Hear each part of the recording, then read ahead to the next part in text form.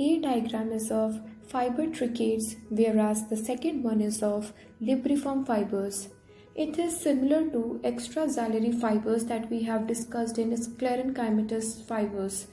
So in this first one, A1, they have bordered bits and it is shorter than libriform fibers. Yes, in the diagram the both equal length is shown, but the A1, which is the fiber trichid, it has smaller length when it is compared to libriform fibers.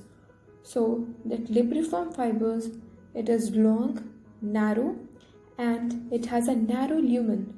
In this first one, A1, it is a wide lumen. It has a wide lumen. Fibers may be septate. Septate formation takes place by mitosis. It can also be gelatinous fibers which are hygroscopic in nature. It absorbs water and swells to fill entire lumen of fibers. We have already discussed about fiber trichates, libriform fibers, septate fibers and gelatinous fibers. That same concept of extraxillary fibers is applied here. Now we will move to the next one, that is xylem parenchyma. So in xylem parenchyma we are going to read about that secondary xylem. It is of two types, axial or wood parenchyma and ray parenchyma. First of all, xylem parenchyma, it is present in both primary and secondary xylem. That primary xylem forms the major part.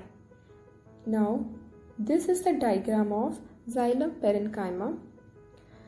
We will move to axial or wood parenchyma. In axial or wood parenchyma, these are designed for longitudinal transport.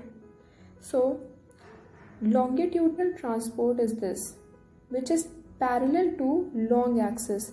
Suppose in this figure there is a long axis which is parallel to that longitudinal conduction is there, which is parallel to long axis. And the next thing is ray parenchyma. In this, the transport is from from perpendicular to long axis, like radial conduction is there.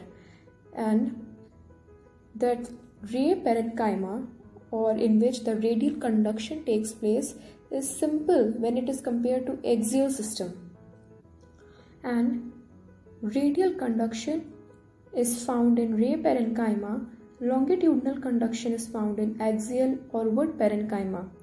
So what are primary and secondary xylem? Primary xylem, walls of parenchyma cells are thin and they are made up of cellulose. Secondary parenchyma wall are often thickened and lignified. So what is the function of xylem parenchyma? The main function is storage of food materials like starch, oil, fats, etc. are stored. So the C diagram is the pictorial representation of axial parenchyma, and this D and E are the representation of ray parenchymal cells. Thank you for watching.